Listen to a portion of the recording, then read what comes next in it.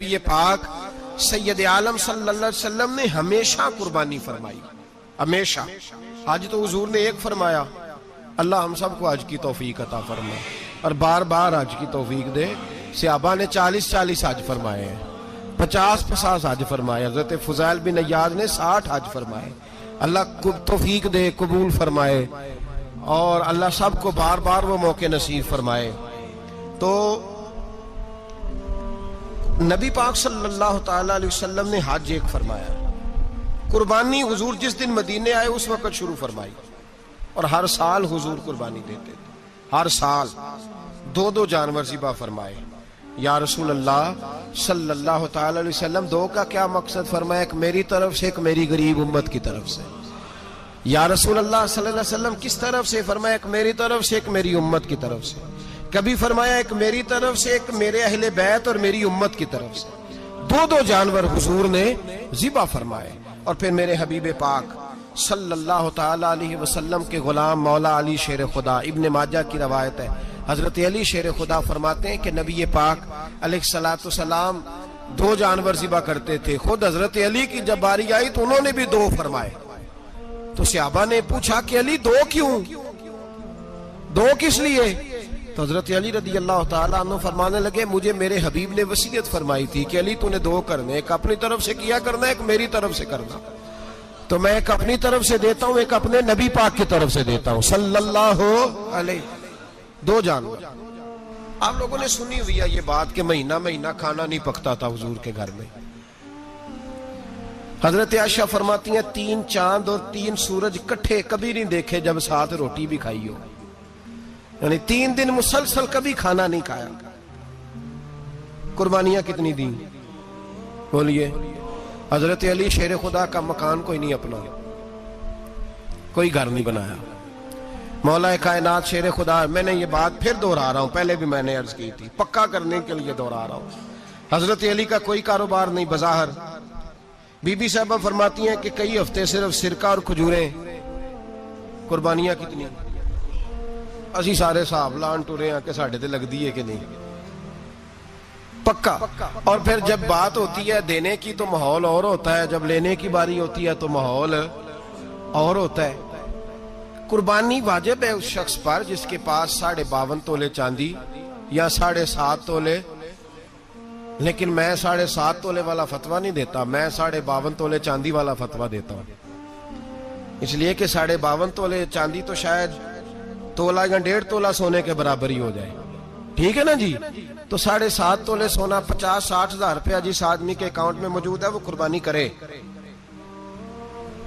بلکہ امام شافعی رحمۃ اللہ علیہ فرمایا کرتے تھے جس نے 3 کمروں کو تالا لگایا ہوا ہے وہ 3 کمرے فارغ ہیں، اس کے کسی کام کے نہیں، ان کی قیمت کا حساب لگائے۔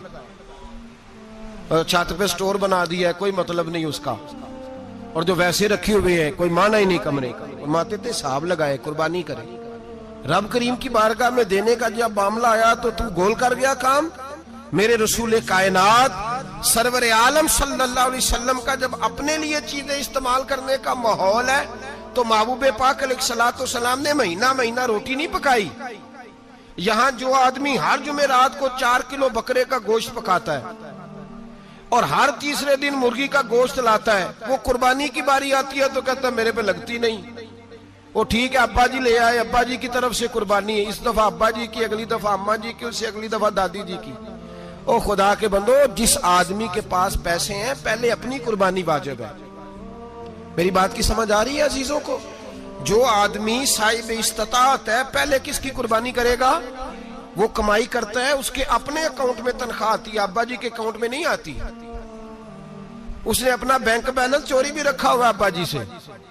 پہلے اپنی قربانی کرے، اگر اس کو شوق ہے، دل کرتا ہے تو ایک اور خریدے، پھر ابا جی کی طرف سے کرے۔ اگر اللہ نے توفیق دیا تو ایک اور خریدے، اماں جی کی طرف سے کرے۔ اور اگر اس کے دل کو اللہ ٹھنڈک عطا کرے، سکون کرے، تو پھر اپنے رسول کی طرف سے بھی قربانی دے، پھر اپنے محبوب کی جانب سے بھی قربانی کرے۔ نبی پاک صلی اللہ تعالیٰ علیہ وسلم نے ہر سال 2 قربانیاں دی، 10 سال۔ کل کتنی ہوگی 10 سالوں میں؟ بولیے۔ اور جب حضور حج کرنے گئے نبی پاک نے 63 اونٹ ذبح فرمائے۔ ایک اونٹ میں کتنی قربانیاں ہوتی ہیں؟ 63 اونٹ حضور نے ذبح فرمائے. اور حدیث بڑی مزیدار ہے.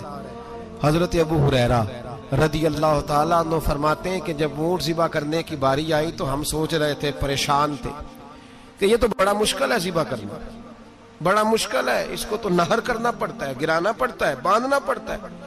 سب سے مشکل کام اونٹ ذبح کرنا ہے. تو نبی پاک صلی اللہ علیہ وسلم کی تو عادت کریمہ ہے، اپنے ہاتھ سے ذبح کرتے ہیں حضور. وہ ہمارا اللہ خیر کرے، اب اللہ ہی حافظ ہے. ذبح کرنا تو دور کی بات ہے. ہمارا جو بی اے پاس لڑکا ہے نا، اس کو ڈر آتا ہے جانور کے پاس کھڑے ہوتے بھی. کہتے ہیں بچوں کو اندر لے جاؤ، 10 سال کا 12 سال کا، اس کو اندر لے جاؤ، ذبح کرنا ہے، روئے گا. اور بس کرو یار، یہ کس قوم سے تمہارا تعلق پڑ گیا ہے؟ ہمارے تو 12 اور 14 سال کے معوذ اور معاذ ابو جہل کی گردن کاٹ کے رکھ دیا کرتے تھے. اور تو بچہ بکرا ذبح کرنے سے ڈرا رہا ہے. اس کو کھڑا کر لا کے. قربانی تو جہاد کی ٹریننگ ہے. وہ کھڑا کر، اس کو کہا بیٹا یہاں کھڑا ہو، اللہ کے رستے میں بکرے کی گردن کاٹنی ہے. اگر کوئی شخص خدا رسول کے دین کی مخالفت کرے، کفر کا جھنڈا اٹھائے، تو اس کی گردن بھی کاٹنی ہے.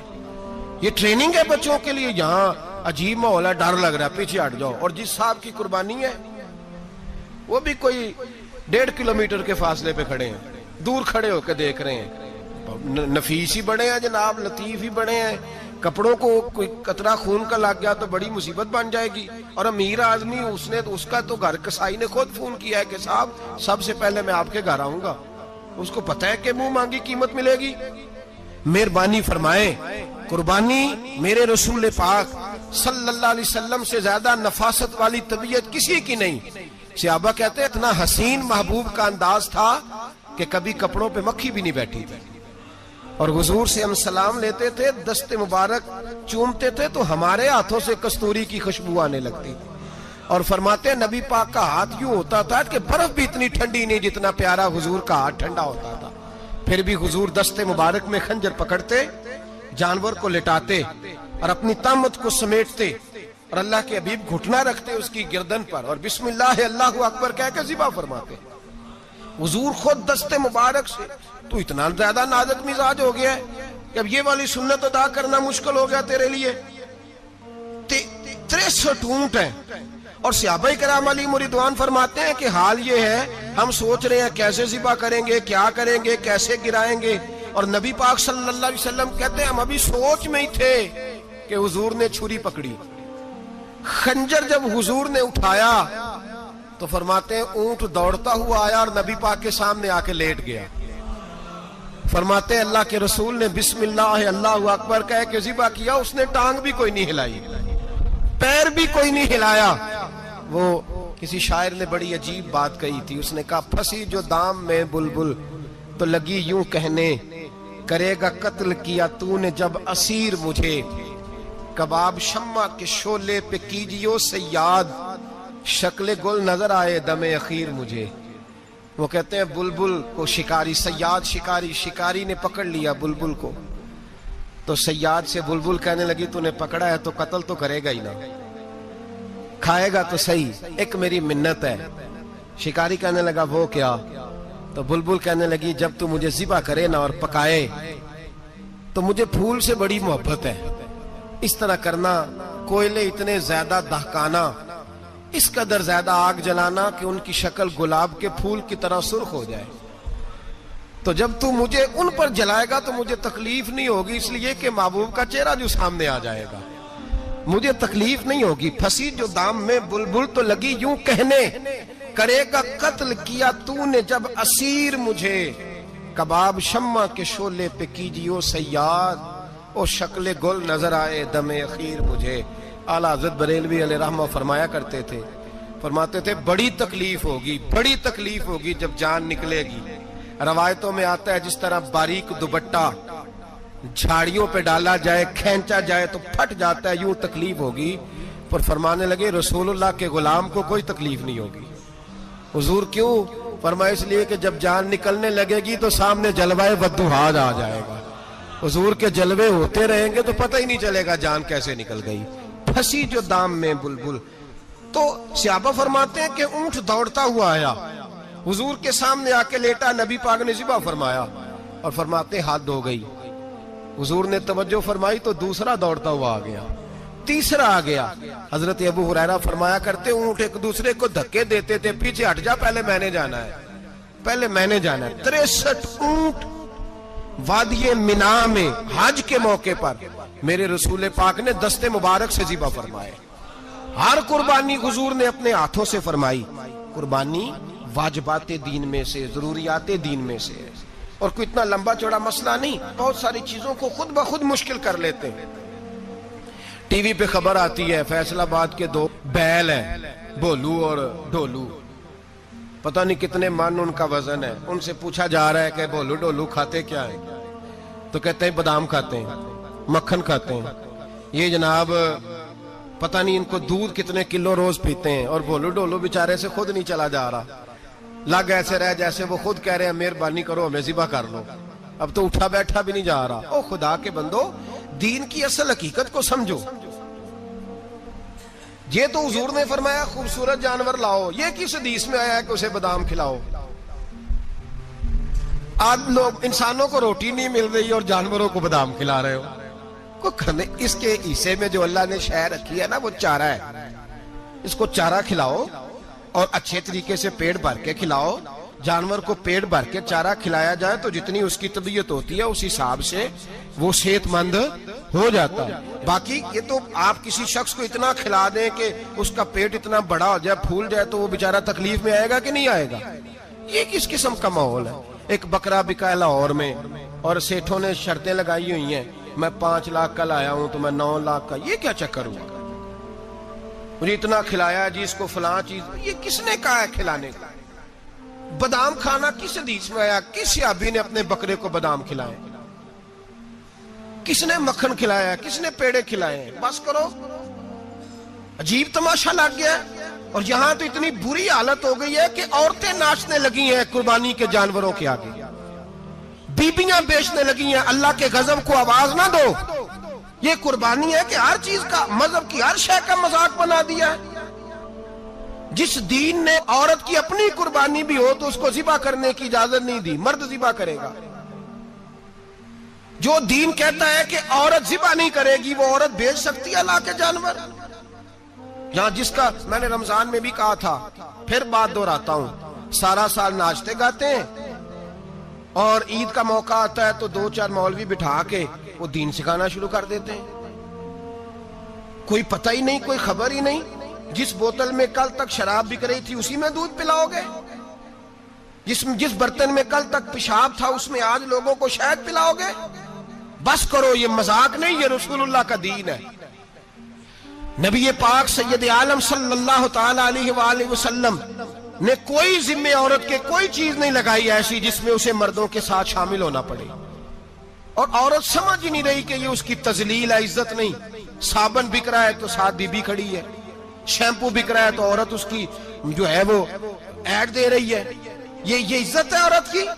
رسوا کر دیا تم نے ہر شے میں عورت. اب قربانی کا جانور بھی بی بی بیچے گی؟ غیرت کہاں گئی اس قوم کی؟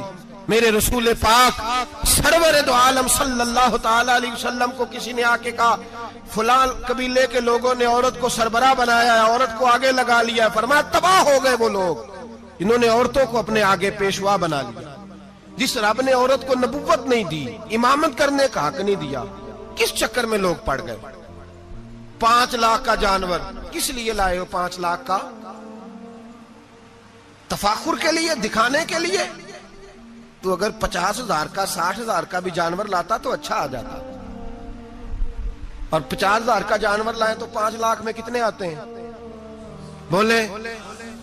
تو 10 جانور ذبح ہوں گے تو کتنے غریبوں تک گوشت جائے گا, کتنے گھروں کا بھلا ہوگا. ہر چیز کا چکر الٹا کر دیا گیا ہے. اور صرف حج کے لیے ہوتی تو میرے رسول پاک ہر سال قربانی نہ کرتے, اور میرے نبی پاک قربانی دینے کا حکم.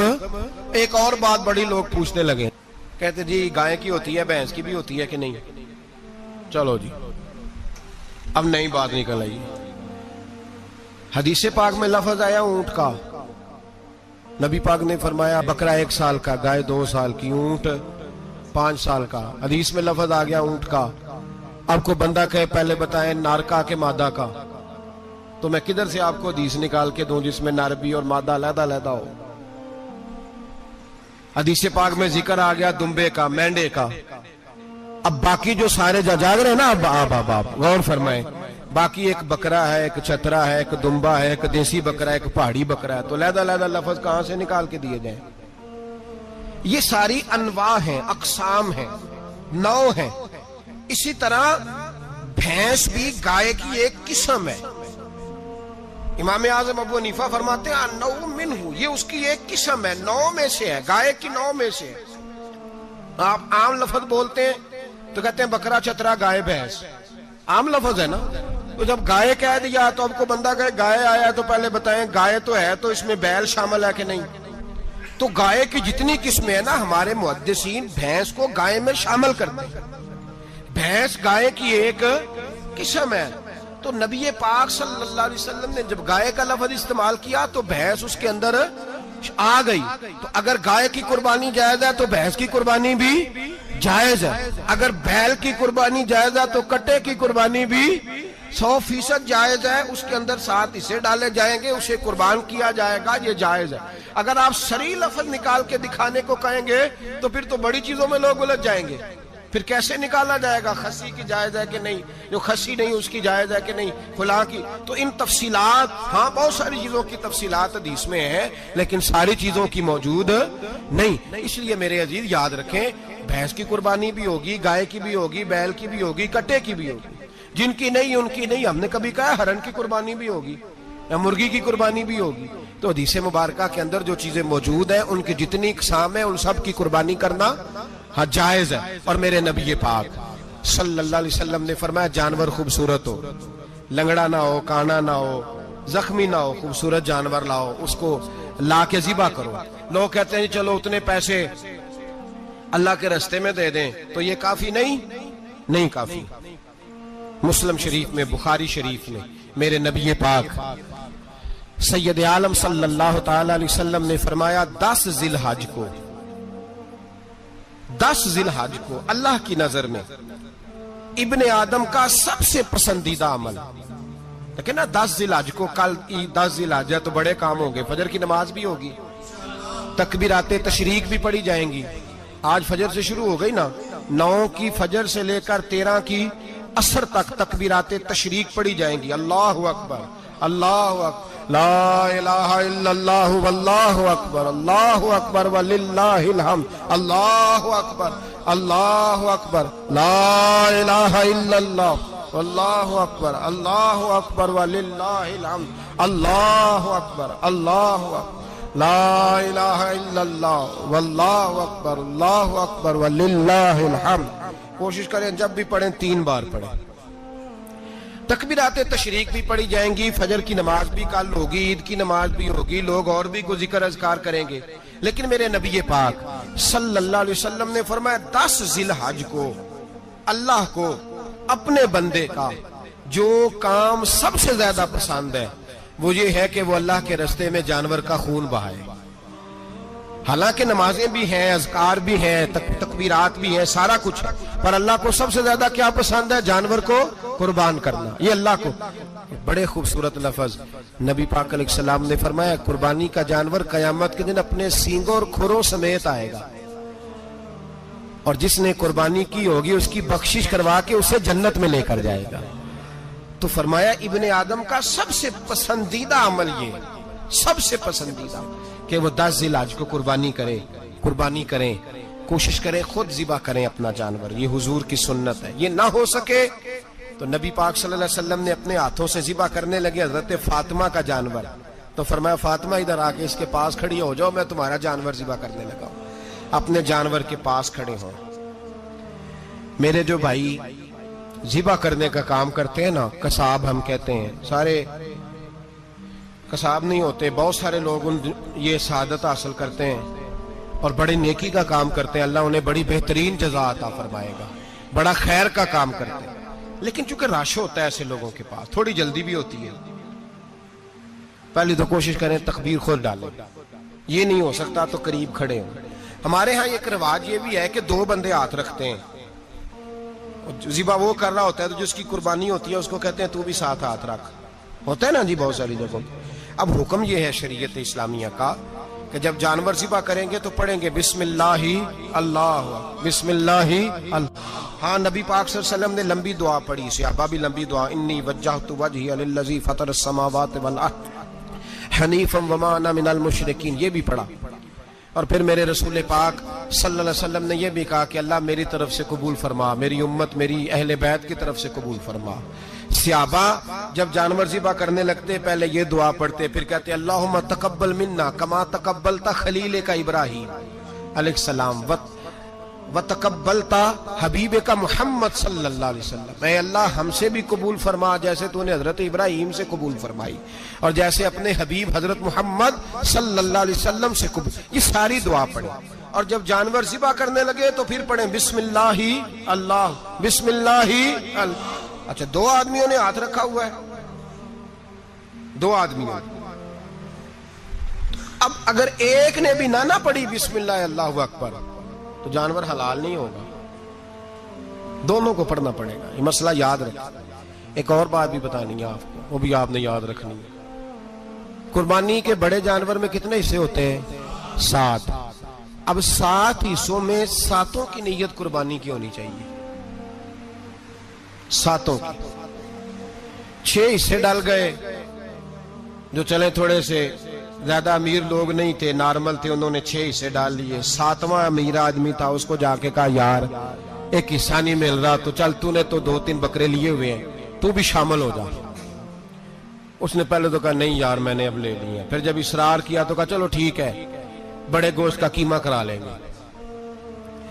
تو اس طرح کرو، ڈال لو میرا بھی حصہ۔ اب 6 کی نیت قربانی کی، 7ویں کی گوشت کی، کسی کی بھی قربانی نہیں ہوگی، گئے سارے۔ اب اس کے لیے شرط کیا ہے کہ اس کو بھی آپ، اصل میں ہمیں مسائل نہیں آتے، نہ ہم سیکھتے ہیں نہ پتہ کرتے ہیں، پھر خرابی ہوتی ہے۔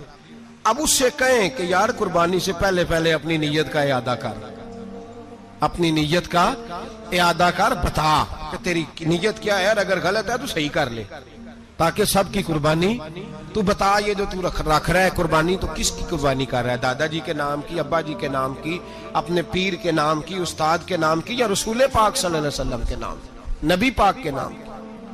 اس سے پوچھیں، اور جو وہ نیت بتائے اس نیت کی دعا ہوگی، اس کی طرف سے کہا جائے گا اے اللہ اس کی طرف سے اسے قبول۔ میری بات کی سمجھ آ رہی ہے میرے عزیزوں کو؟ اور اس ارادے کے ساتھ قربانی، اگر ایک کی بھی نیت خراب ہو گئی تو مسئلہ بگڑ گیا۔ اس لیے ان مسائل کو، اور نبی پاک کے نام کی جو قربانی ہوگی، سبحان اللہ،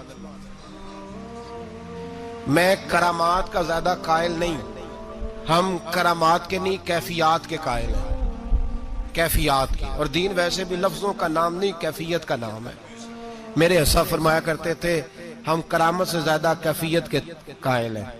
اگر مرید ساری زندگی کرامتیں سناتا رہے اور کبھی اسے مدینے جانے کا شوق ہی پیدا نہ ہو، کبھی نبی پاک کے نام پہ آنسو نہ آئے، تو پھر کرامت کا فائدہ نہیں، کیفیت تو ملی نہیں اسے، ہم کیفیت۔ اسی طرح ہم نظرانے کے نہیں، نظر آنے کے قائل ہیں۔ تو بھائی یہ یاد رکھ لیں، کیفیت کا نام دین ہے، نبی پاک کے نام کی قربانی۔ میں قائل تو نہیں کرامت کا، لیکن ایک بات میں نے اپنے ایک استادوں سے، ایک بزرگوں سے سنی ہے، میرا دل کرتا ہے وہ سنا دوں آپ کو۔ اور بزرگوں کا قول ہے، اصل رنگ جو میں عرض کر رہا ہوں اسی رنگ میں اس کو رکھیے گا، اور جس حد تک میں بات کر رہا ہوں اسی حد تک رکھیے گا۔ اب ہر آدمی کے پاس موبائل ہوتا ہے، فوراً بات ریکارڈ ہوتی ہے، فوراً میڈیا پہ جاتی ہے، فوراً لوگ کمنٹس کرتے ہیں، تو بھائی جس حد تک سناؤں اسی حد تک رکھیے گا۔ میرے ایک بزرگ فرمایا کرتے ہیں کہ نبی پاک کے نام کا جانور ذبح کرو، اور وہ گوشت اس آدمی کو کھلاؤ جس کا حافظہ کمزور ہے، اللہ اسے وسیع حافظہ عطا فرمائے گا۔ اور فرمایا کرتے کہ میرا تجربہ ہے، نبی پاک کے نام کا جانور ذبح کرو، اور جس آدمی سے کوئی گناہ نہیں نہ چھوٹتا، کسی گناہوں میں الجھ گیا ہے، اسے وہ والا گوشت کھلاؤ، اللہ اس کے دل میں نور پیدا فرمائے گا اور گناہ سے نفرت ہو جائے گی اسے، جو نبی پاک کے نام کا جانور ہو۔ تو ہم جو سیکھنے والے لوگ ہوتے ہیں، ہمارا دل کرتا ہے کہ چلو تھوڑا سا اپنی طرف سے بھی پوچھ لیں، تو میں نے کہا حضور اگر بیمار کو کھلا دیں تو فرمانے لگے کھلا دو، اللہ صحت دینے والا ہے، پر بیمار کے لیے دوائیاں بڑی ایجاد ہو گئی ہیں، گناہگار کی دوائیاں نہیں ملتی، بیماروں کی دوائیاں بڑی ہیں، गुनाहगारों की नहीं मिलती, गुनाहगार को खिलाओ। इसलिए कि जो चीज मुस्तफा के नाम से मंसूब हो जाती है, रब उसकी बड़ी कदर फरमाता है, अल्लाह उसकी बड़ी कदर करता है। जो चीज नबी पाक के नाम से मंसूब हो जाती है, अल्लाह उसकी बड़ी कदर फरमाता है। मेरे नबी पाक अलैहिस्सलाम ने फरमाया, मेरा कलमा पढ़ने वाला मोमिन जब दोजख से गुजरेगा तो दोजख कहेगी जल्दी जल्दी गुजर जा, जल्दी जल्दी। जहन्नम की आग कहेगी जल्दी जल्दी गुजर जा, जल्दी। तो मोमिन कहेगा तू तो आ गया, तुझे क्या बात हुई, पुल सिराज से गुजर रहा है, क्या मसला हुआ। उसके पास से गुजर रहा है दोजख के, तो पास से गुजरते वक्त भी कहते हो जल्दी गुजर जा, कहीं ऐसा ना हो कि तेरे नूर की चमक मेरी आंख को ही ठंडा कर दे। ये शान है उनके गुलामों की, तो सरकार का आलम क्या होगा। तो मेरे रसूल पाक अलैहिस्सलाम से जो शय मंसूब हो जाती है उसकी अल्लाह बड़ी कदर फरमाता है, जब ही तो हमारी कदर है। अल्लाह फरमाता है कुन तुम खैरा उम्मतिन, तुम जिस तरह के भी हो सबसे अफजल, इसलिए कि मेरे मोहम्मद का कलमा जो पढ़ते हो सल्लल्लाहु अलैहि। तो कुर्बानी करें, अच्छी नीयत के साथ करें, खुलूस के साथ करें। कुर्बानी के गोश्त के 3 हिस्से करने।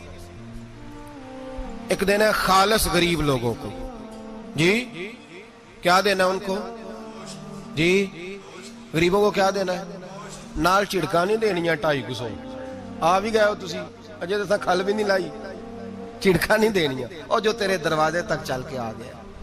और अल्लाह पाक से डरा कर, बस ये सोच के उसने तुझे देने वाला बनाया है। भाई ये सोच कि कोई किसी के दरवाजे तक नहीं जाता, ये सोच वो बड़ा बेनियाज है, कुछ का कुछ कर देता। तेरे दरवाजे तक आ गया ना, बस ठीक हो गया। तू समझ कि उसने तुझे बड़ी इज्जत दी है, तेरे दरवाजे तक छापर लेके आया, झिड़के ना दे, उत्ते बह जा, तू आ भी गया है, ऐसे ना कर, ऐसे ना कर बिल्कुल। बस जो आ गया है ना उसको इज्जत दे, वकार दे। गरीब को गोश्त देना है, 7 झिड़के नहीं देनी। और उसको बड़ी अजीब बात है, चौधरी साहब बैठे हुए हैं, 2 पंखे चल रहे हैं, और उन्होंने जनाब बड़ा सोफा रखा हुआ है और टप में गोश्त रखा हुआ है, और गरीब आदमी लाइनों में लगे हुए हैं। थोड़ी देर के बाद में चाय पीनी, बस कर यार बस कर, बेपरवाही वे एक सज्जन दी जिथे किसे दी पेश ना जावे, उन्हें ताजा वाले दर दर रोले ते मंगते तख्त बिठावे। डर उसकी बेनियाजी से, देख जो तेरे दरवाजे तक आ गया, बस आ गया, इतना ही काफी है, इतना ही काफी है, और इसी पे इक्तिफा कर। और कसाई से भी मेरी गुजारिश है कि फटाफट जिबा करना है, अगले घर भी जाना है। जानवर में अभी जान होती है तो खलड़ी उतारनी शुरू कर देते हैं, जुल्म है। जिस महबूब ने फरमाया है कि जानवर के सामने जानवर जिबा ना करो, जिन्होंने कहा कि जानवर के सामने छुरी तेज ना करो, उन्होंने तुम्हें कैसे इजाजत मिल गई हो। भाई कुछ नहीं होता, अल्लाह खैर करेगा। और आप भी कसाई की मिन्नत करें, लड़ाई नहीं करें, गुजारिश करें, कहीं जरा ठहर जा यार, 2 मिनट ठहर, ठंडा होने दे, इसे ठंडा होने दे। जिंदा आदमी की खाल उतारें तो कितनी तकलीफ होती है, इतना जुल्म। मैंने देखा उसी वक्त उसने लटका दिया, पैर काटने लग गया, फटाफट ना, ठंडा होने दें। नबी पाक सल्लल्लाहु अलैहि वसल्लम ने मना फरमाया, जानवर ठंडा हो का गोश्त बनाए अच्छे तरीके से, कुछ नहीं होने लगा, कोई मसला नहीं है ऐसा। वो जो हमारे यहाँ मशहूर है ना, ईद वाले दिन रोजा होता है तो कुर्बानी के गोश्त से खोलना है, रोजा कोई नहीं होता।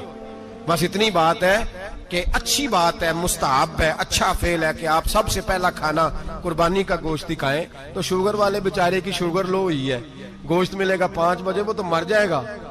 तो कोई जरूरी नहीं, वो खाना खाए जो घर में मौजूद है, नाश्ता वो करे, कोई ऐसी बात नहीं।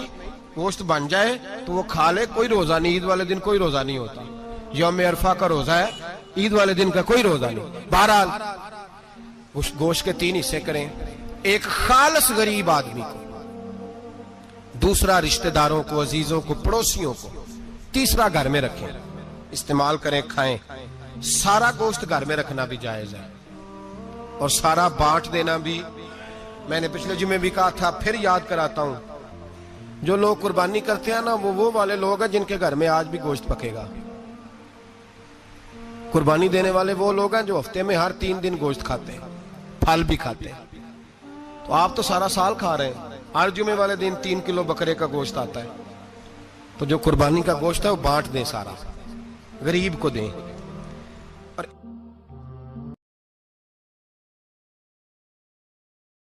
और काफिर इसी पिच हो गया,